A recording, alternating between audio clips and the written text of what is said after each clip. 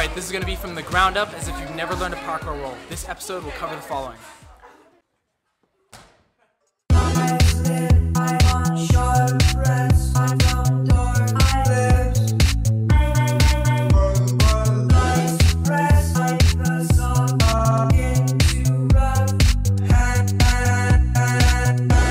Alright, before we get started, you need to know that the parkour roll is one of the most complex techniques, and throughout this entire tutorial, you should be rolling on soft surfaces, like grass, carpet, mats, your parents' bed, a riverbed, some types of gravel, dirt, kids' playgrounds, or anything where a mistake won't mean injuring yourself.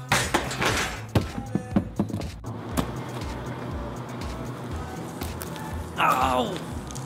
Ah, my shirt's dirty.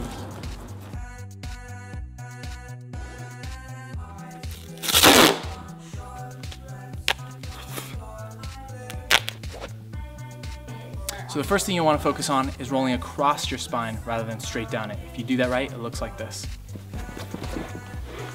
Notice the first contact point up here and the last here. So what you don't want to do is roll straight down your spine. This is a gymnastics roll, and one of our students has decided to sacrifice himself for your education. So the gymnastics roll leaves your head and your neck very vulnerable. Most likely he struck his head and his neck, leaving him paralyzed, like most times when you do a gymnastics roll. Also, you can do self-test at home. Round your back, feel all the vertebrae. You're gonna be striking all of these vertebrae on the concrete, not to mention your tailbone. Sorry, gymnastics, you're not living in the real world. The most common error when learning to roll that can lead to injury is when the student lands on the top of their shoulder, often injuring their collarbone. So in order to practice the first couple steps without risking this possibility, we'll start with the shoulder already placed on the ground. Start on your knees. Place a hand palm down in front of you. Straighten out that same side leg. Tuck your chin into that same side armpit. Then set your shoulder on the ground. Drive the heel of the straight leg upwards as you push with your other foot. Focus on rounding your back and ending up on the opposite hip from the shoulder you started on.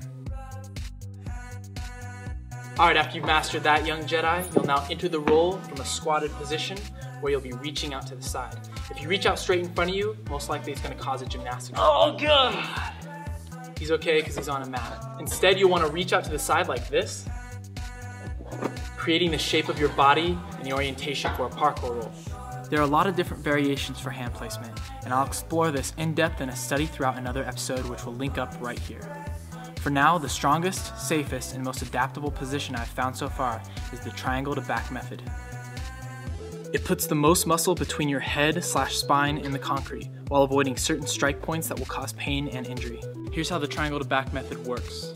2 hands out to the side in that triangle shape with your palms flat. The purpose of the triangle shape is that your arms can absorb with the elbows moving outward naturally, instead of risking your elbows striking down or your wrists being trapped in odd positions. Don't let your hands and fingers get crossed up. This could lead to some hand injuries and high impact falls. While pushing forward with your feet and tucking your chin into the same side armpit as the side you're reaching out, guide the ground to the first contact point on the back of your shoulder. Stay round, going across the spine. Use a line or some sort of cue on the ground to make sure you're not veering off in order to stay in the direction of your landing or your fall. Don't just pick a side that you like. When it comes to being adaptive, you need to be ambidextrous.